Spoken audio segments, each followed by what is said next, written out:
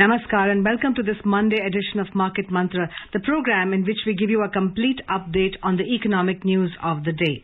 And today, friends, we shall also be taking calls from you on any queries that you may have on economic, business and stock market news.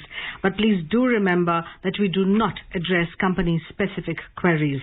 Well, you may call us on the numbers 23717106 and 23717117. And yes, if you're calling us from outside Delhi, please do not forget to add 011 as a prefix to these numbers. Well, I'm Lalima Aneja Dang, and with me is my co-anchor in Hindi, Nikhil Shukla. नमस्कार, market मंत्र में आप सभी का स्वागत है। प्रतिदिन की तरह कार्यक्रम में हम ताजा आर्थिक समाचार आपके लिए लेकर आए हैं। आज सोमवार है। कार्यक्रम में आपके प्रश्न भी शामिल करेंगे।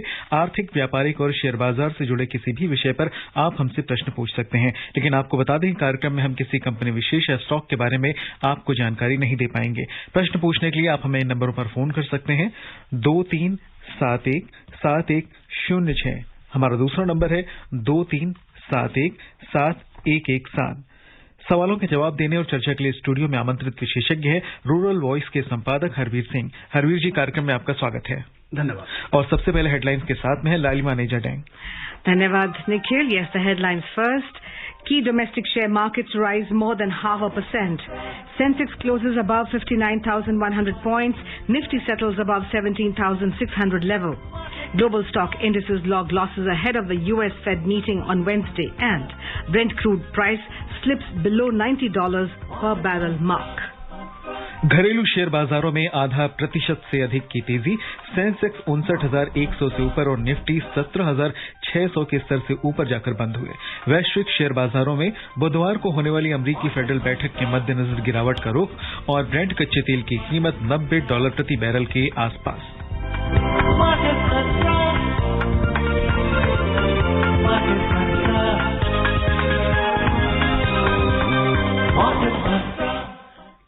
वैश्विक शेयर बाजारों से मिले नकारात्मक संकेतों के बीच सेंसेक्स और निफ्टी में आज 0.5% से अधिक की तेजी आई। सेंसेक्स 59,100 से ऊपर और निफ्टी 17,600 के स्तर से ऊपर बंद हुए। बॉम्बे स्टॉक एक्सचेंज का सेंसेक्स आज 300 अंक यानी कि 0.51% की तेजी से 59,141 पर बंद हुआ। नेशनल स्टॉक एक्सचेंज का निफ्टी भी 91 अंक यानी कि 0.52% बढ़कर 17,622 पर पहुंच गया। विस्तृत बाजार की बात करें तो यहां गिरावट का रुख रहा। बीएसई मिड कैप इंडेक्स 0.16% नुकसान में रहा और स्मॉल कैप इंडेक्स में 0.17% की गिरावट दर्ज हुई। The Sensex and the Nifty today gained more than 0.5%, even as the cues from global share markets were negative. The Sensex finished above 59,100 points and Nifty closed above 17,600 level. Sensex climbed 300 points or 0.51% to close at 59,141. Nifty also rose 91 points or 0.52% to end at 17,622. In the broader market at the BSE, the mid-cap index slipped 0.16% and the small-cap index ended 0.17% down. In the Sensex pack, 22 companies posted gains while 8 logged losses. Mahindra & Mahindra climbed 3%, Bajaj Finserv gained 2.8%, SBI and Nestle India both surged 1.9% each. On the other hand, Tata Steel tumbled 2.5% and ICICI Bank plunged 1.2%. Power Grid declined 1.1% and NTPC ended 1% down. In sectoral indices at the BSE, 10 sectors gained while 9 logged losses. FMCG sector rose the most as it added 1%, auto index gained 0.8% and capital goods surged 0.7%. On the other side, metal index tumbled 1.2%, telecom sector plunged 1.1% and realty sectors declined 1%. The overall breadth of the BSE trade was negative as shares of 1,709 companies gained while 1,904 fell. Shares of 136 companies remained unchanged. And now we are joined by Gautam, who's calling us from Delhi. Hello, Gautam. Thank you. Thank you very much. लालिमा ma'am, Saturday को शायद कोई सा का programme था और उसमें question पूछे थे उन्होंने। तो एक्चुअली उस दिन ये प्रधानमंत्री जी का कोई भाषण आ रहा था और उस टाइम पे आपका प्रोग्राम लाइव नहीं चल पाया रेडियो पे, लेकिन क्वेश्चन पूछे गए लेकिन फिर वो यूट्यूब पे भी रिकॉर्ड में अपलोड नहीं किया गया और ना ही आपकी वेबसाइट पे, तो क्या वो बाद में अपलोड किया जाएगा या नहीं, प्लीज ये बताएं। और सेकंड क्वेश्चन जो हरवीर सर को है वो बेसिकली ये है कि इंश्योरेंस सेक्टर जो कि लाइफ इंश्योरेंस सेक्टर में है वो काफी डाउनग्रेडेड परफॉर्म कर रहा है और काफी 52 वीक्स लो के आसपास ही ट्रेड कर रहा है, तो क्या इसका एक साल के अंदर क्या आउटलुक है, kindly guide us, thank you. Actually एक तो आपका ऑफिशियल क्वेश्चन है, I think they will answer for that. देखिए इंश्योरेंस सेक्टर का अगर हम देखें कि हमारा इंश्योरेंस सेक्टर का ओपनिंग को तो काफी अरसा हो गया है और इस लेटेस्ट उसमें है कि जो हमारा पब्लिक सेक्टर कंपनी है LIC उसका IPO आया था। बाकी अगर हम देखें जो प्राइवेट कंपनीज हैं उनमें अभी मार्केट को लेकर के एक तो बहुत ज्यादा उनका शेयर अभी भी नहीं है। Still LIC is ruling the Indian insurance sector in life, और बाकी जो कंपनीज हैं उनका कोई बहुत बड़ा बेस लेकर के वो कंपनी आगे नहीं बढ़ रही है। तो ये एक तो हमें देखना पड़ेगा। और अब भी क्या है कि टू बी फ्रैंक ये जो थोड़ा पेंडेमिक आया और इकोनॉमिक स्लो डाउन था उसमें काफी सारा लोग उस तरीके से जो ग्रोथ होनी चाहिए प्रीमियम में और नई पॉलिसीज को लेकर के वो रिफ्लेक्ट नहीं कर रहा है। तो ऐसे में कंपनीज के प्रॉफिट्स और बाकी जो फंडामेंटल्स हैं वो उस तरह से नहीं दिखेंगे। लेकिन हाँ ये है कि बिकॉज LIC मार्केट लीडर है हर तरह से और उसका अच्छा परफॉर्मेंस भी है, तो उसको लेकर के आप थोड़ा पॉजिटिव जरूर रह सकते हैं, क्योंकि वहां पर एज ए कंपनी और एज ए मार्केट लीडर जो इंडिकेशन वहां से आता है वो मार्केट को गाइड करेगा। गौतम जी, अभी आने वाले सैटरडे को आप अपना सवाल फिर से पूछ सकते हैं और तब हम पूरी कोशिश करेंगे कि आपका सवाल लें और फिर आपके सवालों का जवाब दिया जाए। जी। और इस बीच दिल्ली से हमारे साथ अगले कॉलर जुड़ चुके हैं, भारत भूषण। हेलो जी सर। जी, आपका प्रश्न पूछिए। सभी को नमस्कार, हरवीर सर को नमस्कार। जी नमस्कार। और लालिमा मैडम, जब हिंदी में आप बात करते तो बहुत अच्छे लगते हो। धन्यवाद। मेरा प्रश्न ये है हरवीर सर से कि जैसे कि लोग कहते हैं कि buy on dip sell on rise, है ना सर, तो क्या 52 वीक जो अभी स्टॉक लो पे चल रहे हैं क्या उनको बाय करने का ये सही समय है या आने वाले समय में उसमें बढ़त की उम्मीद रहेगी सर? धन्यवाद। देखिए मैं एक चीज कहूंगा आपको कि जब भी आप मार्केट में इन्वेस्ट करें कि उस वक्त ये तो फंडामेंटल है कि buy at low sell at high, तो बट आपको स्टॉक्स में जाना पड़ेगा। अभी भी अगर आप देखेंगे बहुत सारे स्टॉक्स हैं जो 52 वीक के हाई पे ना हो या 52 वीक के लो पर ना हो। दूसरे कुछ स्टॉक्स बहुत ज्यादा एक्टिविटी उनमें नहीं होती है। सो ये आपको खुद का एक रिसर्च रखना चाहिए कि बेसिकली उसमें अगर आप सेक्टोरल ध्यान देंगे और फिर उस सेक्टर की कंपनीज को अगर आप देखेंगे उनके फंडामेंटल्स और उनके ग्रोथ प्रोस्पेक्ट्स क्या है, उस आधार पर अगर अपना डिसीजन लेंगे इन्वेस्टमेंट का तो वो मेरे ख्याल से बेहतर साबित हो सकता है। Our next caller is from Kolkata, a very regular one. He's Atanu Saha. Yes, नमस्कार sir. Sir, my first question is what is GDP and what is inflation, and are there any market relation with gross domestic product and inflation? Thank you.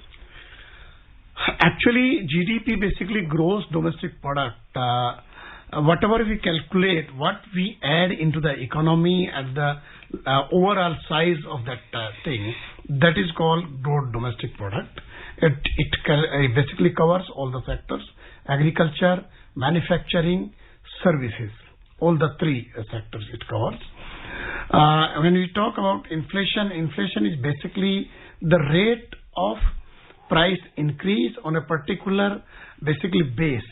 There is a base year, and on that base year we have to do the comparative calculation on the previous year for a particular month. On that level, in that calculation, and there is a basket of products under this when we calculate inflation, WPI or CPI, both wholesale market and retail market. Based on that, whatever number comes, whether it at the rate it is growing, that is called basically inflation rate. Market definitely sometime market defy the logic of fundamentals, but if we see that if there is growth is not good, and inflation is high. Both the fundamentals are basically negative for the market. In very simplistic terms, can we say that GDP refers to the more the economic transactions taking place? I mean, when you refer to that? It is whatever you are adding, productive production and transaction all together. Altogether. Economic value basically is what are we adding into that. और एशियाई share बाजारों पे नजर डालें तो आज गिरावट देखी गई। अमेरिकी फेडरल रिजर्व की सप्ताह के अंत में होने वाली बैठक को देखते हुए निवेशकों के रुख में ये बदलाव आया है। जापान के निक्केई 225 में आज अवकाश के कारण कारोबार नहीं हुआ। दूसरी तरफ दक्षिण कोरिया का कॉस्पी 1.1% लुढ़क गया। हांगकांग का हेंग सेंग 1% नुकसान में रहा। सिंगापुर का स्ट्रीट टाइम्स सूचकांक और चीन के शंघाई कंपोजिट सूचकांक में आज 0.4% की गिरावट दर्ज हुई। यूरोपीय शेयर बाजार आज अंतर्दिवसीय कारोबार के दौरान नुकसान में रहे। जर्मनी का डेक्स 0.7% लुढ़क गया। लंदन का FTSE 100 0.6% और फ्रांस का कैक 1.4% घाटे के साथ कारोबार कर रहे थे। हरवीर जी, हम ये देख रहे हैं कि एशियाई मार्केट की बात हो या वैश्विक बाजारों की बात हो तो वहां गिरावट का रुख रहा, लेकिन भारतीय शेयर बाजारों में 0.5% की बढ़त दर्ज की गई। इसके पीछे कौन से कारणों को आप मानते हैं? देखिए, एक तो जो वैश्विक बाजार है उनमें गिरावट का रुख इसलिए था कि अगर फ्राइडे के मार्केट्स आप देखेंगे दुनिया के, वहां पर गिरावट आई और इवन हमारे मार्केट में भी गिरावट आई थी। और मार्केट का अगर हम शुरुआत देखें आज की, उसमें भी मार्केट गिर के ऊपर गया था। इसमें जो हम देख रहे हैं कि बाद में मार्केट जो 300 अंक बढ़ा है उसमें हमारे डोमेस्टिक फैक्टर ज्यादा है। इसका मतलब इन्वेस्टमेंट आ रहा है मार्केट में। दूसरे कुछ कंपनीज के डिसीजन उस तरह के थे, कुछ एक्टिविटी ऐसी थी कि वो मार्केट्स में हम एक पॉजिटिव एंगल हमारे मार्केट में, डोमेस्टिक मार्केट में आया, जिसने आज ग्लोबल मार्केट का जो रुख था उसको डिफाई किया। तो ये एक फैक्टर है। जहां तक ग्लोबल मार्केट की आप बात करेंगे, क्योंकि एक तो यूएस फेड का अभी फैसला होना कि वो इंटरेस्ट रेट में क्या करेंगे, यूरोपियन यूनियन का भी ऐसा मसला है, और क्योंकि इन्फ्लेशन का रेट दोनों जगह काफी ज्यादा है, 10% के करीब यूएस में है और 8% से ज्यादा अमेरिका में है, और ये सर्टेन लग रहा है कि ये वहां पर इंटरेस्ट रेट बढ़ेगा। इसके चलते थोड़ा रिसेशनरी ट्रेंड भी है, उसको लेकर के भी एक इन्वेस्टर्स काफी कॉशियस हैं। तो ये फैक्टर्स मार्केट को उस तरफ ले जा रहे हैं। एक चीज यहाँ पर मैं और ऐड करना चाहूंगा, अभी एससीओ की मीटिंग हुई है समरकंद में, जिसमें इंडिया को नेक्स्ट प्रेसिडेंसी भी मिली हुई है। ये जो चीजें आ रही है, खासतौर पे जो देखा जा रहा है भारत को एक बहुत बड़ा बाजार माना जा रहा है, तो ऐसी बातें भारतीय बाजार को कितना ज्यादा पॉजिटिव वे में मतलब प्रभावित करती हैं? देखिए, एक तो आप जिस तरीके के नंबर्स आ रहे हैं, जैसे अभी हमने डायरेक्ट टैक्स कलेक्शन देखा या हम जीएसटी का कलेक्शन नंबर देख रहे हैं, इसका मतलब हमारी इकोनॉमिक एक्टिविटीज बढ़ रही हैं। दूसरे जो ग्रोथ का नंबर भी है, जो एंटिसिपेटेड है, जो एस्टिमेट है, वो भी बाकियों से बेहतर है। तो इंडियन इकोनॉमी इज ग्रोइंग। तो इन दैट सेंस क्या है कि फिर इंडिया को एक इन्वेस्टमेंट का डेस्टिनेशन के रूप में वो लोग जरूर देखेंगे जिनको यहाँ पर मार्केट दिखता है, वो कंज्यूमर गुड्स हो। अगर एक और बेहतर है कि कैपिटल गुड्स में भी इन्वेस्टमेंट की गुंजाइश है क्या, या कुछ बड़े मैन्युफैक्चरर यहाँ पर आ रहे हैं क्या, जैसे कि अभी एक फॉक्सकॉन और एक इंडियन कंपनी के बीच में डील हुई है कि यहाँ पर चिप मैन्युफैक्चरिंग का प्लांट लगाएंगे, क्योंकि ये एक ऐसा प्रोडक्ट है दुनिया का जो दुनिया की इकोनॉमी को आजकल ड्राइव करता है। अगर हम देखें, सप्लाई चेन डिस्टर्ब हुई थी कोरोना की वजह से और बहुत बड़ा शॉर्टेज था, उसमें आपका मोबाइल फोन से लेकर, गाड़ियों से लेकर, कंज्यूमर गुड्स से लेकर सबके ऊपर उसका इम्पैक्ट आया था। और इस सोच के हम इतना कंज्यूम करते हैं। हमारे यहाँ अगर ये फैब्रिकेशन यूनिट लगेगा तो इसको फाउंड्री भी बोलते हैं चिप मेकिंग को जी। इसमें इन्वेस्टमेंट बहुत ज्यादा होता है, जैसे कि ये 1 लाख करोड़ से ज्यादा के इन्वेस्टमेंट की बात है।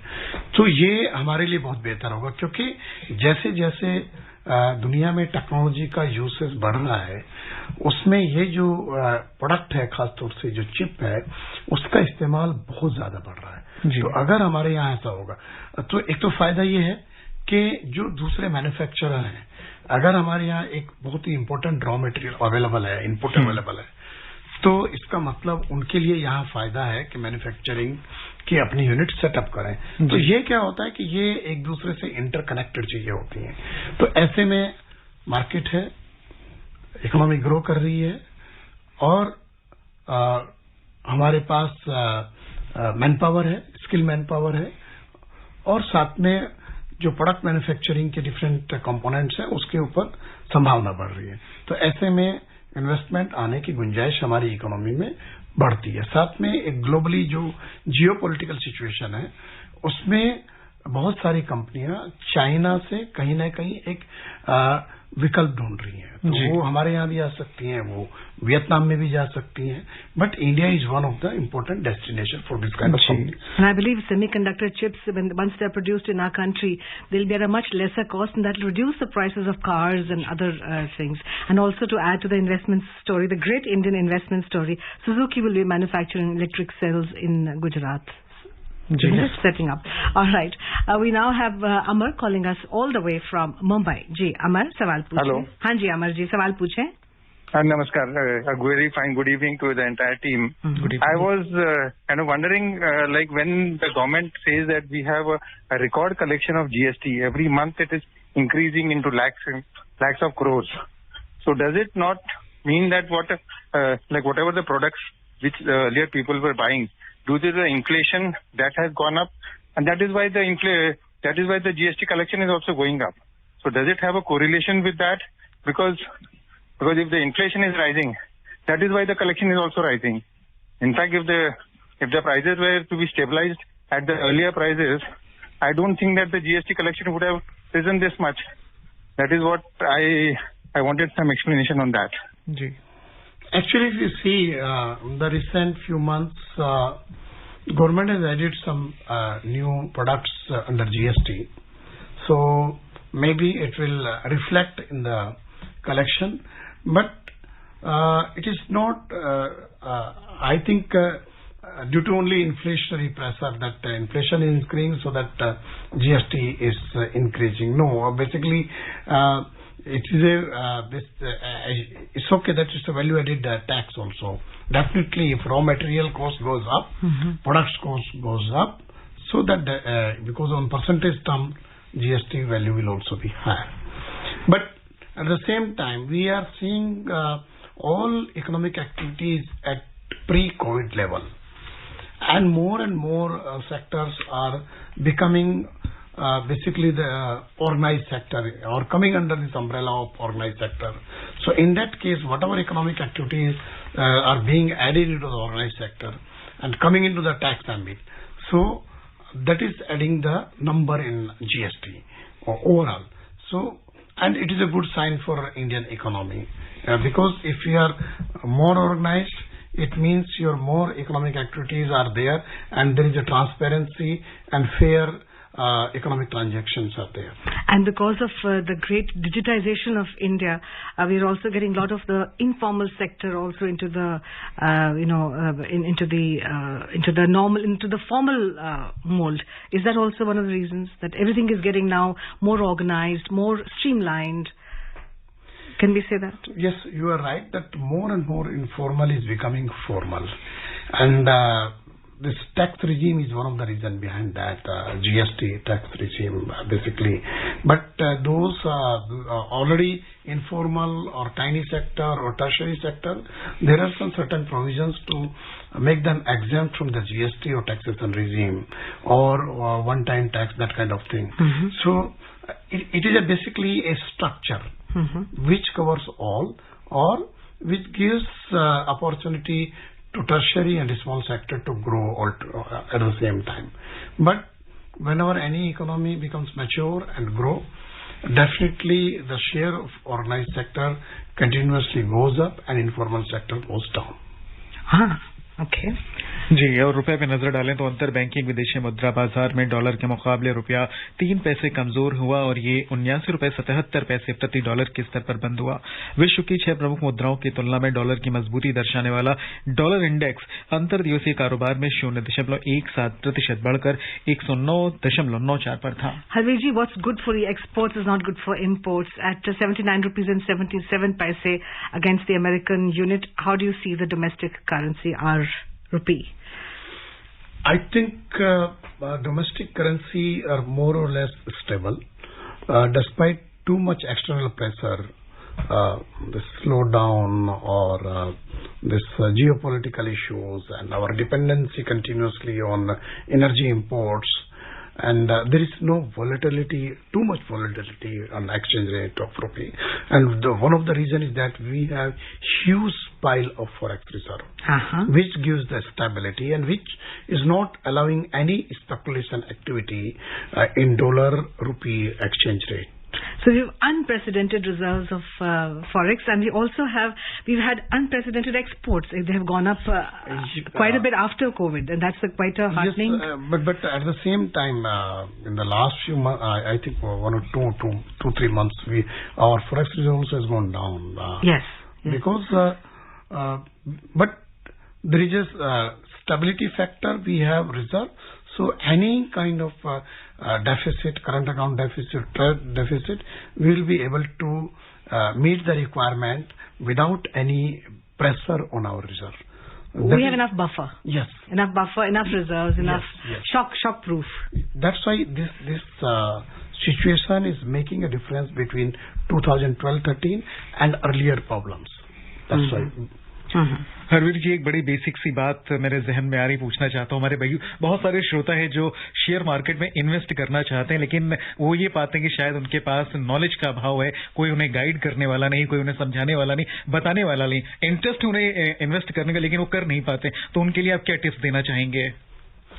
देखिए, तो जिसके पास जो इन्वेस्टेबल सरप्लस है उसे देखना चाहिए कि उनको वो जो उनके पास है पैसा, उसको किसी एक जगह में इन्वेस्ट नहीं करना चाहिए। उनको उसको बांटना चाहिए कि जो भी इन्वेस्टमेंट के जो भी ऑप्शंस अवेलेबल हैं, फिक्स्ड डिपॉजिट हो, स्मॉल सेविंग्स हो, और आपका अगर आपके पास बहुत ज्यादा है तो real estate is also one of the highlight कि ये बहुत बेहतर परफॉर्म नहीं कर रहा है कुछ दिनों से।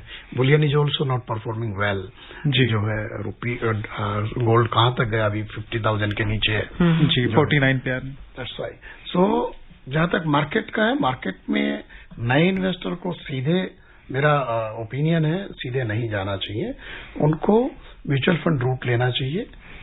जो SIP है, जितना उनके पास पैसा है वो हर महीने एक किस्तों में उस पैसे को इन्वेस्ट कर सकते हैं, और वहां पर जो म्यूचुअल फंड में जो एक एक्सपर्ट होगा, जो कोई इन्वेस्टमेंट की जिसको समझ है और उसको लेकर के फैसला लेते हैं, और वो उसको किसी एक जगह नहीं लगाते। उनका एक पूरा बंडल होता है कि डेट में जाएगा, कंपनी में जाएगा, या फिर किस तरीके की कंपनीज में जाएगा।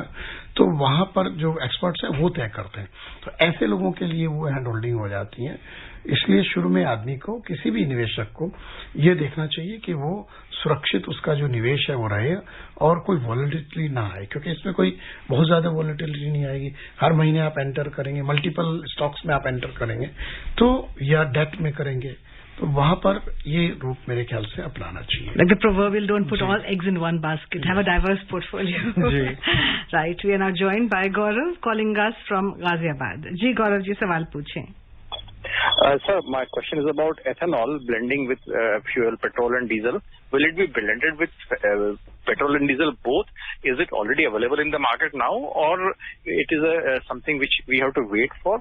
और दूसरा सवाल सर इसी के ऊपर है कि अगर फॉरेक्स हम रेट गिराते नहीं है और तो हमारा रिजर्व ऑलरेडी 10% गिर गया है, और इसकी वजह से हमारा IT सर्विसेज जो है वो IT sector is not picking up because exchange rate fixed at 79-80.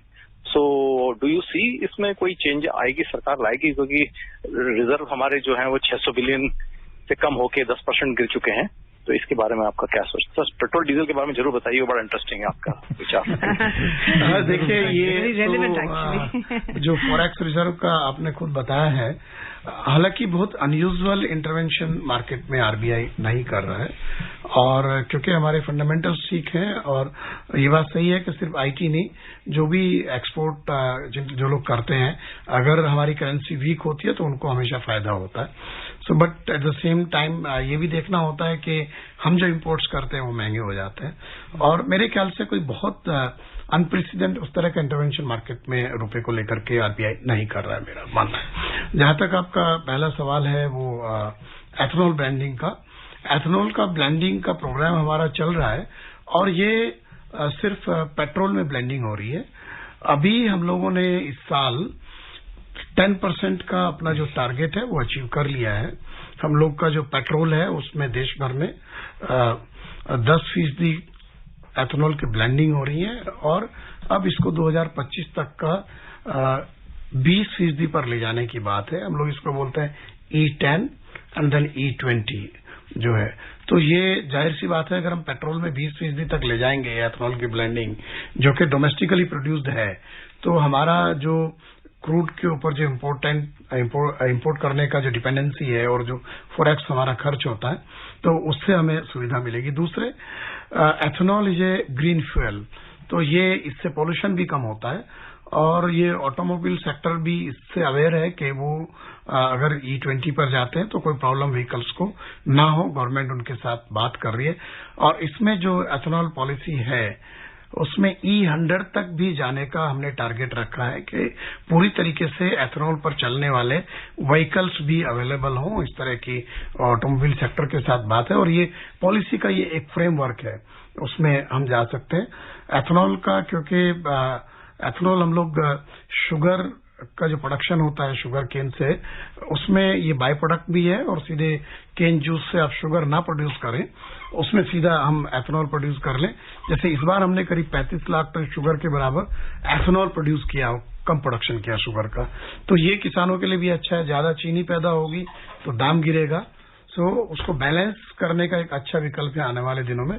Capacity is being added के जो डायरेक्ट केन जूस से एथेनॉल और ग्रेन बेस्ड एथेनॉल का भी काफी कैपेसिटी ऐड की जा रही है। तो I think this is a very positive development कि इससे पोल्यूशन के लिए अच्छा है, फार्मर्स के लिए अच्छा है और इम्पोर्ट डिपेंडेंसी कम होती है।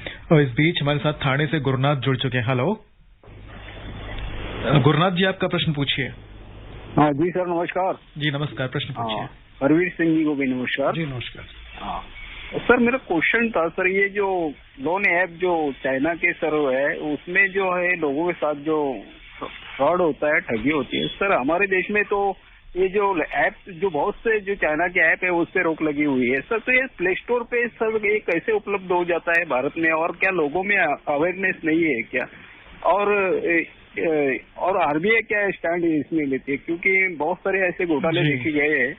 जी गुरुनाथ जी, देखिए जो आपने खुद ही कहा है कि जो अवेयरनेस की कमी है उसमें इस तरीके का होता है और सरकार ने ये गूगल के साथ भी टेकअप किया है, आरबीआई भी इसमें सख्त है और ये जो कंपनीज अगर उसमें कुछ इन्वॉल्व हैं उस तरीके का, उनके ऊपर भी सख्ती की जा रही है बहुत तेजी के साथ में।